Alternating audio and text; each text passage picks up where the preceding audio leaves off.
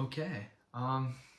Welcome to the first episode of Josh Talks Vikes. I'm Joshua Black, and I'm just here to chat about the Vikings, my opinions, and share them with everyone else who's a Vikings fan or just a sports fan who's willing to listen. I've been putting this off for a while. It's been something I've really wanted to do, is start a little channel, a little show, talk about the Vikings. They're my favorite team in the NFL, probably one of my favorite things in the universe, and I figured I need to start it soon to get ahead of the draft and to get something out pre-draft so that I have a baseline to start the season with, and it's a good topic, something that's easy to talk about. A little more about myself. I'm just a teenage Vikings fan. I'm really passionate about the sport and about the team. I mean, I've grown up with this team. One of my first games that I remember watching, a really important one, was the 2015 NFC Championship. And for all Vikings fans, we know that ended with a Blair Walsh, I believe it was a wide right miss on a chip shot. I was really disappointed, but I stayed a Vikings fan either way. And I've been along with them for my entire life. My dad's a Vikings fan, and it's really stayed in the family. I'm really passionate about the team. I figured I'd start us off with a fun fact about the Vikings, or a couple. I was doing some research and I found some neat ones. Fred Cox, an older Vikings kicker, was the co-inventor of the Nerf football. I did not know that, but I did have a Nerf football growing up, and it was one of my favorite things to play around with. The second one is Fran Tarkenton, an all-time great quarterback for Minnesota Vikings. One of my favorite people all time. Crazy highlights. One of the first scramblers in the NFL. I feel like his name needs to be put out there a little more because he had all the passing records until they were broken by other greats like Joe Montana and Steve Young and Dan Marino and those guys later in the 1900s. And he had a 0.0 passer rating in 1967. But the Vikings still won the game, which reminds me a little bit, I mean, not fortunately, of the Vikings versus Lions. I believe it was the Week 18 game against the Lions. Maybe not Week 18, but it was the Christmas Day game against the Lions. Where Max Brosmer, my dad's a Gophers fan, and it hurts my heart to say it because he's a Gophers alum, played. Not very good. And he posted a very bad pass rating. I believe they had -3 net passing yards or something like that. And they still won the game. They swept the Lions, and I was very happy about that. But on the agenda for today, I have fun facts, some pre-draft wants and needs, a mock draft, some miscellaneous things, and just we'll wrap it up. So on to pre-draft wants and needs. The Vikings have 9 total picks in this year's draft. In round 1, they had the 18th overall, round 2, the 49th, and round 3, the 82nd and the 97th. I did not know that, and I'm happy with 2 round 3 picks. I feel like that's a good round. There's some decent depth in a lot of positions this year, and I feel like we can take advantage of that in round 3. It also is decent trading material that you can slide with other picks to other teams. I feel like that's a good bargaining chip. Round 5, 163rd overall. Round 6, 196. And 3 round 7 picks. 2 are consecutive, and the last one is really close to the others. The 234th, 235th, and 244th. I'm satisfied with that. Most people don't like 7th round picks. I think there's some depth, some weird little gems that could be hidden in the 7th round that I feel like the Vikings can take advantage of this year. As far as needs for the team, the Vikings, I'm leaning towards center since Ryan Kelly retired. I know Blake Brandel was converted from a guard, and I know he's a jack of all trades. He's played decent. He's a competent inner offensive lineman, and they're fully transferring over to center. I suppose he could be a decent prospect at center.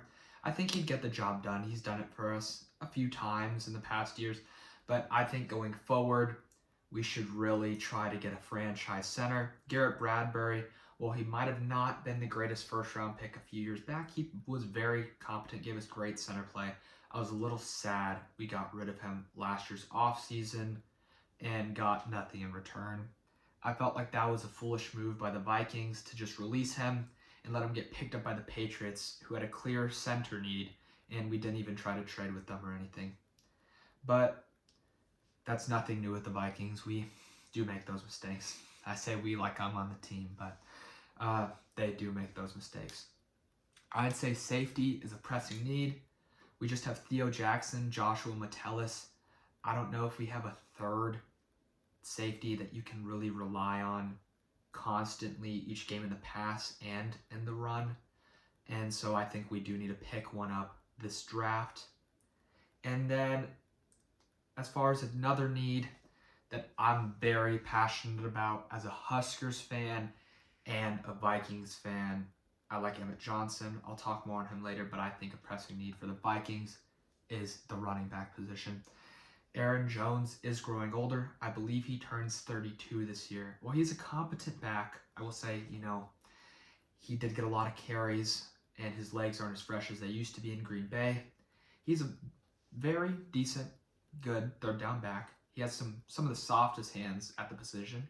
I'd say he's a great receiving back, and we've seen his talents in the receiving game, like week 1 against the Bears in prime time, where he caught a touchdown on a wheel route from J.J. McCarthy. Absolutely beautiful play, beautiful ball, beautiful catch. And I think we can still make him work, but I don't think we can rely on him as much as the Packers did, or as much as we could in 2024. The second running back there is Jordan Mason. He's a great guy. I like him, runs hard. He does have some fumble troubles. I live in Germany, and my father and I went and watched the Vikings game in the UK this year. I do have a hat I got from that game. Very nice. Where they played the Browns, and Jordan Mason, I believe, fumbled twice. He might have just fumbled once, and Xavier Scott had the second fumble, but it was not pretty. So he had some fumble troubles. I feel like that's fixable. But other than that, he's one-dimensional, north and south runner pretty much.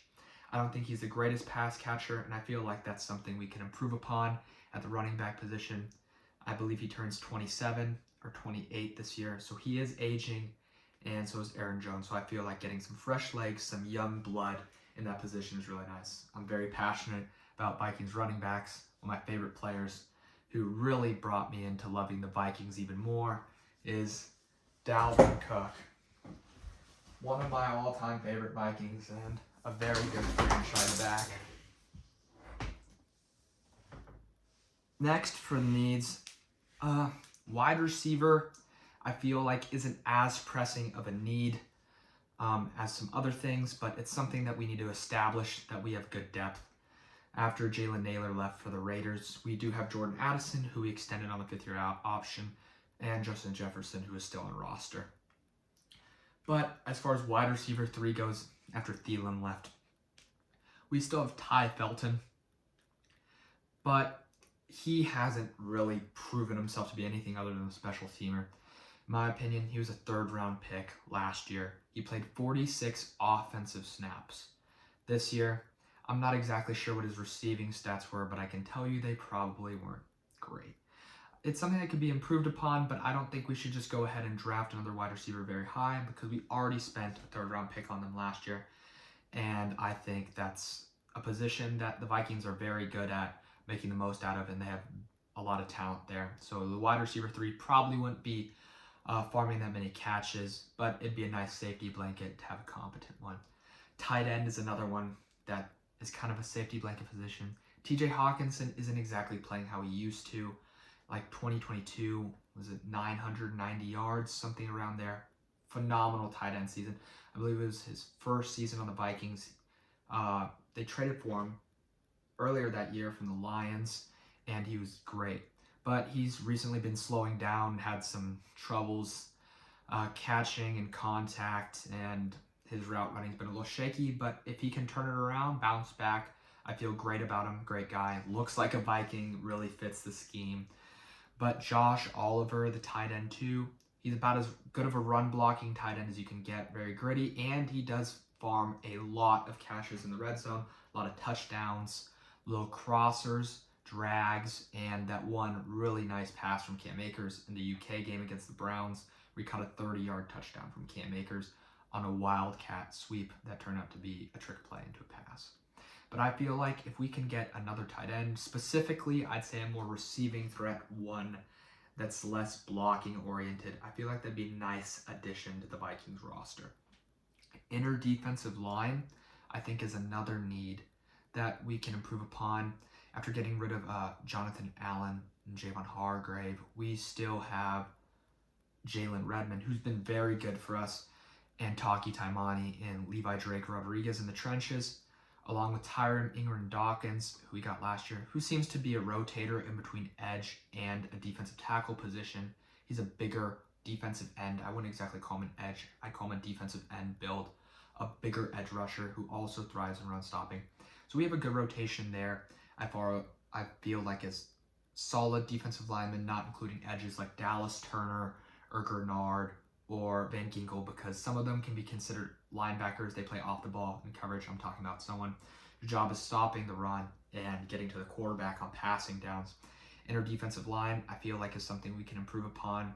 I was sad when we lost Harrison Phillips, traded him away to the Jets. I guess his time had come. But I feel like we got really solid play out of him, and we should look for a replacement in a nose tackle kind of position in the 3-4 defense that Brian Flores loves to run. And then the last need, I guess it's a personal preference, the Vikings do run a lot of 20 personnel, 22 personnel sets, and seeing as CJ Ham retired this year, we do not have a clear fullback. I think putting a tight end at the fullback position would be kind of reckless, considering CJ Ham really thrived in run blocking and kind of catching the flats. And he also had 2 rushing touchdowns this year. He does carry the ball on the ground. So a tight end in that position, I feel like, isn't the greatest fit.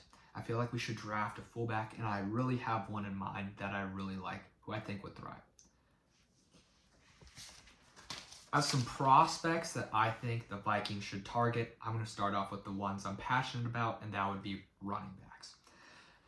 Emmett Johnson out of Nebraska, 5'11", 200 pounds. He ran at 4.56 at the combine. I believe he did get that time down into the 4.4s in his Nebraska Pro Day. So I feel like there's less downside on him, which is great, but it could also mean he gets snatched up earlier by a different team instead of falling to maybe the 3rd round where the Vikings could have a real solid chance at snagging him. I think the 2nd round might be a little early for him, but I would not be mad if they picked him in the 2nd round. This year he had 251 carries, 1,451 rushing yards. I believe he had a 5.8 yard per carry average. Very good. 12 rushing touchdowns, 3 receiving touchdowns. He had 46 receptions this year, on which he had 370 receiving yards. I believe that's very good for a running back. At the running back position in college, I believe he has the softest hands at that position. He does have a smaller frame, but it does not keep him from catching passes, especially in traffic. Against UCLA, he had an over 100 receiving yard game. I believe he had multiple receiving touchdowns, and he's very competent in the pass game.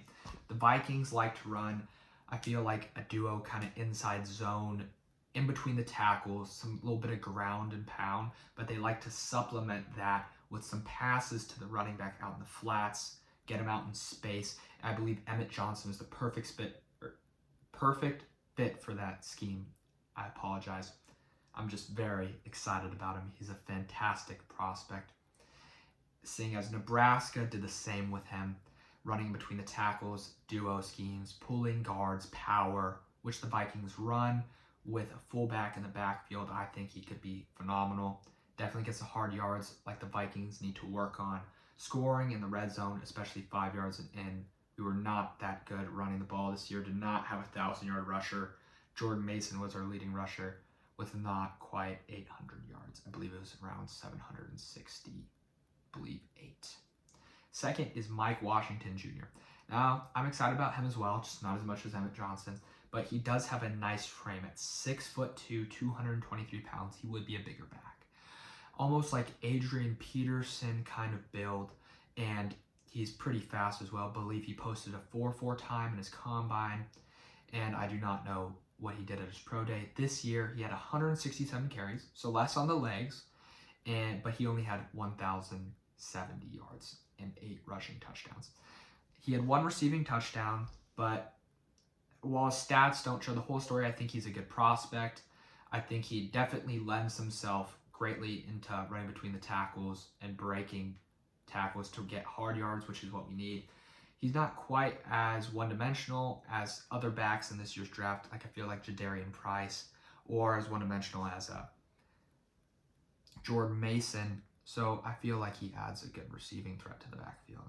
Now going on to safety, I have one big guy that I really like there, and that would be Dylan Thieneman. Basically, seems like a carbon copy to me of Harrison Smith, the Hitman, a Minnesota Vikings legend, who has left the team this year. He is a free agent. I do not believe he is retired, though, so maybe he is considering coming back for the 2026 season, which I would be very excited for. Dylan Thieneman is 6 foot, 205 pounds. He previously played at Purdue before transferring to Oregon. And this year he had 44 tackles, 2 interceptions, and 3 passes defended. Interesting enough, he also had 1 sack, and he gets very involved in the run game. He's a box-heavy safety. He does have some coverage capability, but I would not play him like a nickel or rely on him to cover wide receivers in the slot or outside, although those are more corner responsibilities. I think I'd use him as strong safety, Harrison Smith kind of thing, blitzing off the edge, a real run support kind of guy. Interesting enough, in 2023, he had 6 interceptions, so he does have an eye for the ball. I think that is something we should look for. Other safeties that are interesting are A.J. Halsey out of LSU and Emmanuel McNeil-Warren out of Toledo. Emmanuel McNeil-Warren gets me excited because he is 6'4", I believe. That is a big safety, which I think the Vikings can utilize. Real coverage threat. He can swat down passes, and he looks very acrobatic.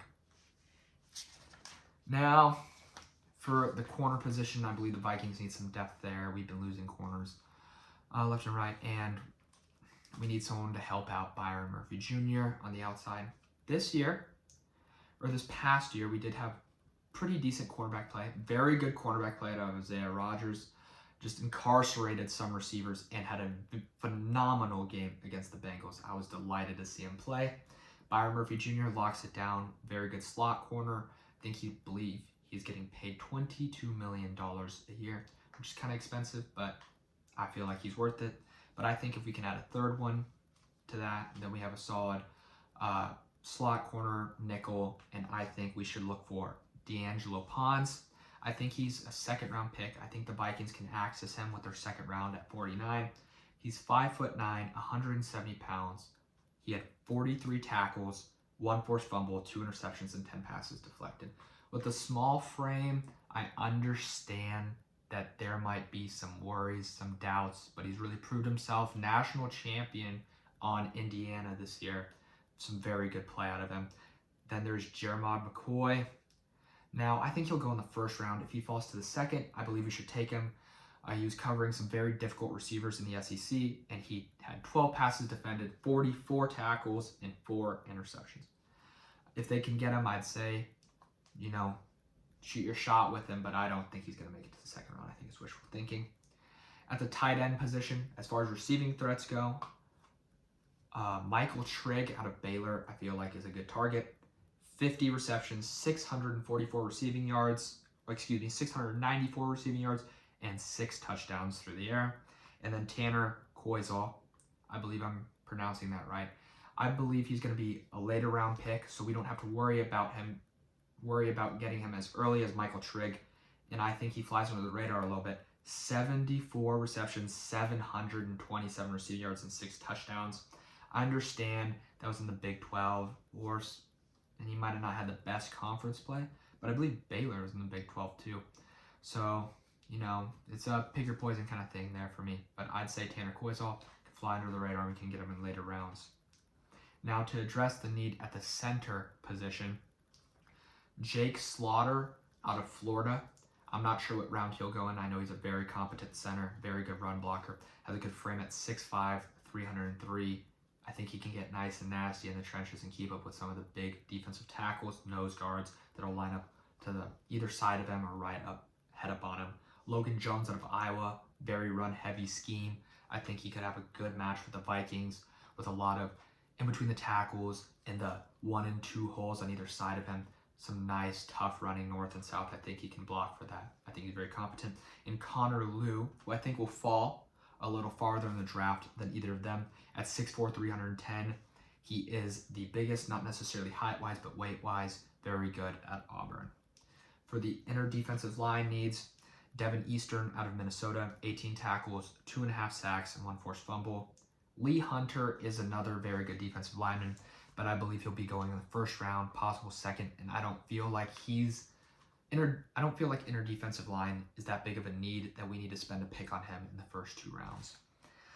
Skylar Gill-Howard paired up with Lee Hunter at Texas Tech on a phenomenal defense. Had 9 tackles, half sack, 1 interception. I wouldn't be too worried about his stats. He did get a lot of pressures, caused a lot of trouble, fill his holes, very good with gap assignments. But he was a nose tackle, so you can't exactly expect the most stats out of them. As far as wide receivers go, to address that need, Skylar Bell out of UConn and Ted Hurst, I believe. They're a little bit of sleepers, not as much Skylar Bell. He was very good this year with Joe Fagnano out of UConn, caught a lot of passes, very good receiver. I feel like Ted Hurst is the one that's a bit more of a sleeper. Skylar Bell, nice frame, not exactly the biggest, kind of Justin Jefferson build, not quite as small as Jordan Addison. 6 foot, 192 pounds. He ran a 4.40, so he's speedy enough. And he had 101 receptions, so he was getting the ball a lot for 1,278 yards with 13 receiving touchdowns. So that's pretty good. He was really racking it up, padding the stats, and I think that he can compete against NFL corners. And second, Ted Hurst, 6'4". I like that build, 200. He's a little lean, 71 receptions, 1,004 yards, and 6 touchdowns out of Georgia Southern, I believe. And he's very good. I think we can snag him in the later rounds. Now, before this, I did do a mock draft, which is the next thing on our agenda, and I want to tell you how that went. I think it went very well. I'm really satisfied with it, and I think if the Vikings kind of followed this blueprint, we could have a pretty good draft this year. Vikings historically not very good drafters, being skipped over on the clock one year, and not very many first-round picks making it right now. In the league that have been drafted by the Vikings, Lewis Cine, I believe he was cut by the Vikings. He was a first-round pick, 2023, I believe. And he played for the Browns, and now he's in the UFL. Garrett Bradbury, he was on a Super Bowl team, not the Super Bowl winning team. He played for the Patriots, but we cut him.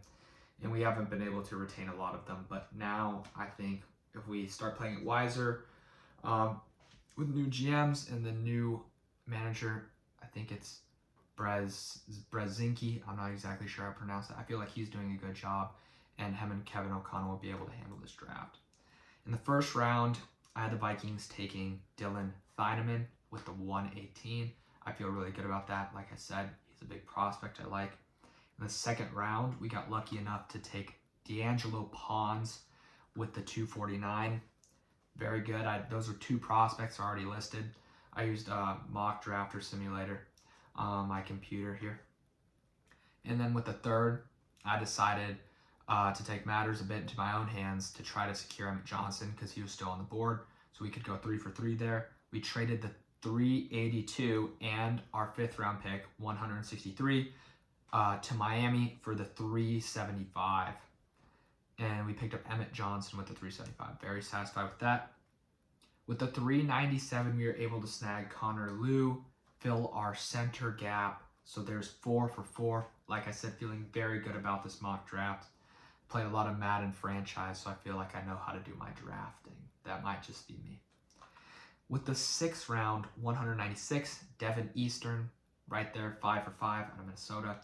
He's very big, 6'6", nice frame. I think he can swat some balls down at the line of scrimmage. I think he's going to be very good, nice reach. I feel like he'll be very disruptive in the middle for the Vikings defense. 7, Tanner Koizal, snagged him, fell all the way down there like I was saying. I think he'll be a good safety blanket if he makes it in the NFL. No, not many 7th round picks do, but I think he's nice to have. He's a good pass catcher, and maybe we can utilize him in the red zone. And then with the 7-235, we snagged Mason Reiger out of Wisconsin. I believe I have stats for him. He was an interesting pick. I've heard a lot about him, but I did not know too much about him until recently.